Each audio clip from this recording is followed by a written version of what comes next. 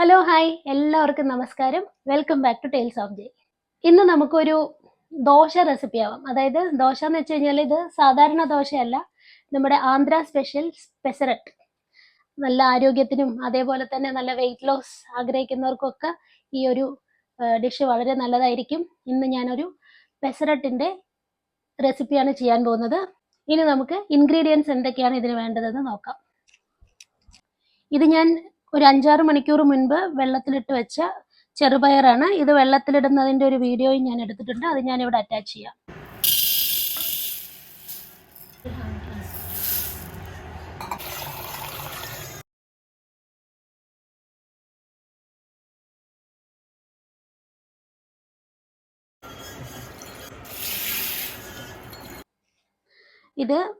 ഇതിലേക്ക് ചേർക്കുന്നത് കുറച്ച് ഇഞ്ചി, ഇത്രയും ചെറിയ 2 കഷ്ണം ഇഞ്ചി, അതേപോലെ ഒരു 10 ചെറിയ ഉള്ളി എടുത്തിട്ടുണ്ട്. ഒരു 2 വലിയ പച്ചമുളകാണ് രണ്ടായി പൊട്ടിച്ച് വെച്ചിരിക്കുന്നതാണ്. ഇത്രയും ഗാർലിക്കും, അതായത് വെളുത്തുള്ളി. ഇതൊക്കെയാണ് ഞാൻ ഇതിലേക്ക് ചേർക്കുന്നത്. ചെറുപയറും ഈ സാധനങ്ങളെല്ലാം ഒരു മിക്സിയിലേക്ക് ഇട്ട് കൊടുത്ത് ഒന്ന് നന്നായിട്ട് അരച്ചെടുക്കാം. ഇത് നല്ലപോലെ ഈ വെള്ളത്തിൽ നിന്ന് എടുത്ത് മിക്സിയിലേക്ക് ഇട്ട് കൊടുക്കുന്നുണ്ട്. ഇപ്പോൾ ചെറുപയർ മുഴുവനും ഈ മിക്സിയുടെ ജാറിലേക്ക് മാറ്റി കഴിഞ്ഞു. ഇനി നമുക്ക് ഈ ഉള്ളി ചേർത്ത് കൊടുക്കാം. പിന്നെ ഈ ഇഞ്ചിയുടെ കഷ്ണം, ഇഞ്ചി ഒന്നുകൂടെ ചെറുതായി മുറിച്ച് ചേർക്കാം. ഇഞ്ചി നല്ലപോലെ വേഗം അരയാനായിട്ട് ചെറിയ കഷ്ണങ്ങളായിട്ട് ഒന്ന് മുറിച്ച് ചേർക്കുന്നുണ്ട്. അതുപോലെ ഈ പച്ചമുളകും,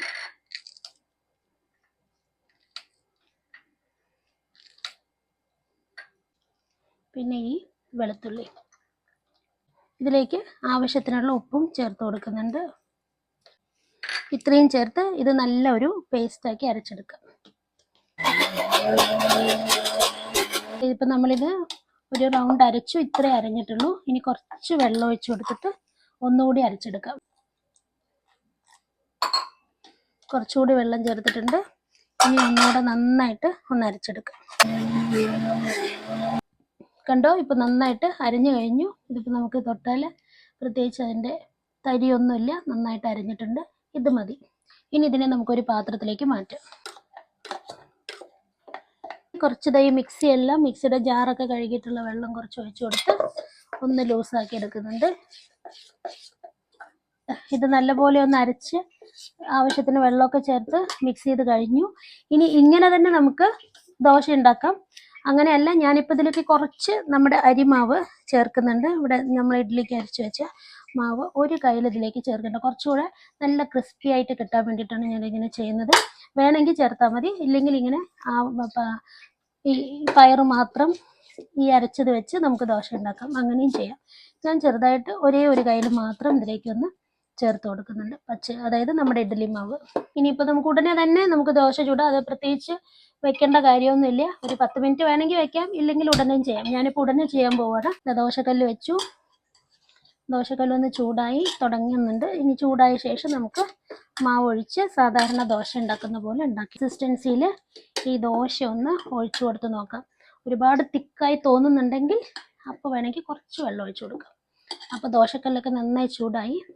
നമുക്കിത് ഒരു കയ്യിൽ ഒഴിച്ചു കൊടുത്ത് ചൂടാം. ഹായ്, കണ്ടോ, നല്ല നൈസായിട്ട് പരത്താൻ പറ്റും.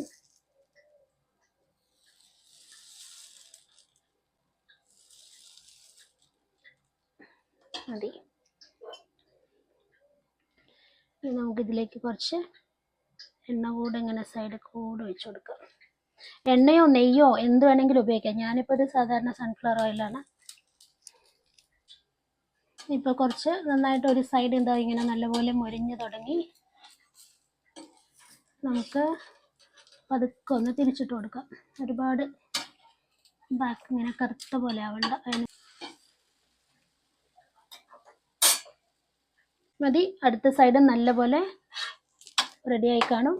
കണ്ടോ, നല്ല ഭംഗിയില്ലേ കാണാൻ? നല്ല പച്ച കളറിലുള്ള നല്ല ബ്രൗൺ ഷെയ്ഡൊക്കെ ആയിട്ട് നല്ല രസമായത് കാണാൻ. അതേപോലെ ഇത് കഴിക്കാൻ അത്രയും നല്ല പ്രോട്ടീൻ റിച്ച്, അതേപോലെ വെയിറ്റ് ലോസിന് ഒക്കെ ബെസ്റ്റാണിത്. ഇനി നമുക്കിതിങ്ങനെ മടക്കി ഒരു പ്ലേറ്റിലേക്ക് മാറ്റാം. കണ്ടോ, പെസരട്ട് റെഡിയായി. ഇത്രയേ ഉള്ളൂ, വളരെ ഈസിയാണ്, ഉടനെ ചെയ്യാം. അല്ല റെഡ് ചട്നിക്കൊപ്പം അല്ലെങ്കിൽ സാമ്പാറിനൊപ്പം ഒക്കെ കഴിക്കാൻ വളരെ നല്ല ഒരു ഓപ്ഷനാണ്. നന്നായിട്ട് നല്ല ഹെൽത്തിയുമാണ്. വെയിറ്റ് ലോസിന് ഏറ്റവും ഗുണം ചെയ്യുന്ന ഒന്നാണ്. എല്ലാവരും ആഴ്ചയിൽ ഒരു 2 ദിവസമെങ്കിലും ഇത് കഴിക്കുന്നത് വളരെ നല്ലതായിരിക്കും. ഞാനിതിപ്പോൾ ഇന്നൊരു ചട്നിയുടെ കൂടെ കഴിക്കാനാണ് ഉദ്ദേശിക്കുന്നത്. ഓക്കെ, അപ്പം നമുക്കിന്നൊന്ന് ടേസ്റ്റ് ചെയ്ത് നോക്കാം എങ്ങനെയുണ്ടെന്ന്. നല്ല ടേസ്റ്റാണ്, നല്ല സോഫ്റ്റ് ആയിരിക്കും. അതിൻ്റെ ആ ചെറുപയറിൻ്റെയും ബാക്കിയുള്ള ഇതൊക്കെ ചേർത്തില്ലേ, പച്ചമുളക്, ചെറിയ ഉള്ളി, ഗാർലിക്, ഇഞ്ചി, ഇതിൻ്റെയൊക്കെ ടേസ്റ്റ് ചേരുമ്പോൾ നല്ല ടേസ്റ്റാണ്. എല്ലാവരും ട്രൈ ചെയ്യണം. ട്രൈ ചെയ്ത് അഭിപ്രായം പറയണം.